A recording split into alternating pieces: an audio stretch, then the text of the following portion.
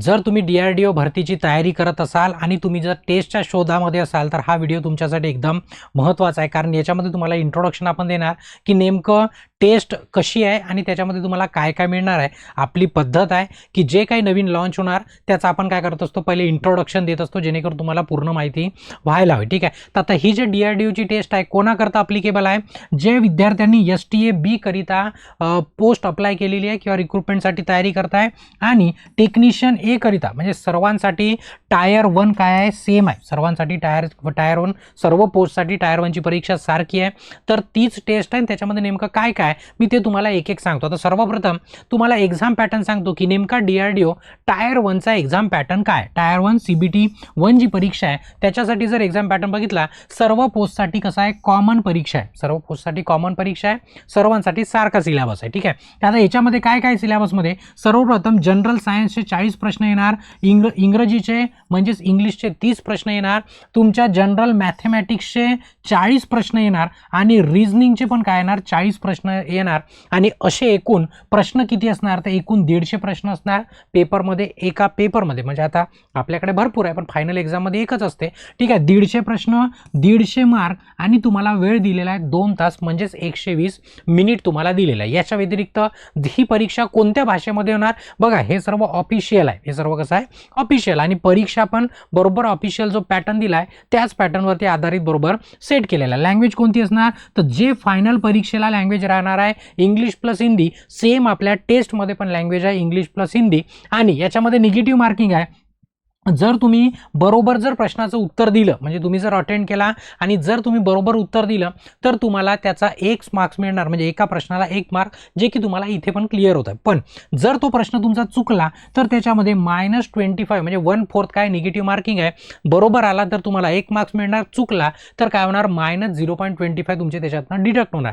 Same याच पॅटर्नवरती आपली taste आहे. याच पॅटर्नवरती आपली टेस्ट. आता नेमकं त्याच्यामध्ये किती टेस्ट आहे काय तर तेही तुम्हाला सांगतो. बघा, आता जो पेपर पॅटर्न आहे टायर 1चा त्याच्यामध्ये एक म्हणजे पहिले आपण फुल टेस्टच्या व्यतिरिक्त आपण काय केलं, युनिट टेस्ट देत असतो. ठीक आहे, बघा याच्यामध्ये युनिट टेस्ट दिलेला आहे. जनरल सायन्सच्या 20 दिलेला आहे. बघा आता मी 20 म्हटलं म्हणजे 20च असणार, याच्या असं नाही, याच्यामध्ये 20 पेक्षा जास्ती असणार, 20+ असणार, म्हणजे मिनिमम इतके असणार, याच्यापेक्षा जास्ती किती पण राहू शकते. ठीक आहे, मग त्याच्यानंतर इंग्लिशच्या तुम्हाला 11 टेस्ट मिळणार, तेही युनिट वाईज. कशा युनिट वाईज नाही म्हणता येईल, शॉर्ट टेस्ट म्हणू शकतो आपण.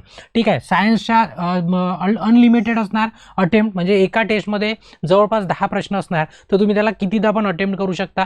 अशा 20 टेस्टच्या जनरल सायन्स, इंग्लिशच्या 11 टेस्ट, मॅथ्सच्या 10 टेस्ट आणि इंटेलिजन्सचे जनरल इंटेलिजन्स म्हणजे रिझनिंग आहे त्याच्या पण किती आहे, 10 टेस्ट आहे. आणि या सर्वांची जर अटेम्प्ट बघितली तर अनलिमिटेडदा तुम्ही त्याला अटेम्प्ट करू शकता. हा झाला एक पहिला पार्ट, म्हणजे अभ्यासाची सुरुवात. त्याच्यानंतर जर तुमचा अभ्यास झाला असेल तर मग त्याच्यामध्येच तुम्हाला फुल लेंथ टेस्ट दिलेली आहे आणि एक टेस्ट फुल लेंथ जी आहे ती काय असणार, फ्रीमध्ये असणार. म्हणजे कोणत्या याच्यामध्ये पहिली टेस्ट आपली काय असते, फ्री असते. म्हणजे तुम्ही टेस्ट जॉईन करायच्या पूर्वी एक टेस्ट तुम्ही याच्यामधली अटेंड करू शकता, जी की तुम्हाला काय असणार, फ्रीमध्ये असणार. टेस्टमध्ये जायचं, टेस्टमध्ये गेलं की कंटेंटमध्ये गेलं की तुम्हाला एक टेस्ट काय दिसणार याच्यामध्ये, फ्री. आता फुल लेंथ टेस्टला किती मिळणार, फुल लेंथ म्हणजे काय, जो आता तुम्हाला मी एक्झाम पॅटर्न दाखवला त्या पॅटर्नवर आधारित, तर त्याच्यामध्ये तुम्हाला टोटल 10 टेस्ट मिळणार, ते 10+ सर्वच प्लसमध्ये, त्याच्यापेक्षा म्हणजे मिनिमम इतका आहे, याच्यापेक्षा जास्ती किती पण असू शकते. ठीक आहे, 10+ टेस्ट मिळणार आणि याच्यामध्ये 2 अटेम्प्ट असणार. किती अटेम्प्ट असणार, 2 अटेम्प्ट. पहिल्या अटेम्प्टला टेस्ट दिली की चुकलेले प्रश्न बघून ॲनालिसिस करून पुन्हा दुसरी अटेम्प्ट करायची,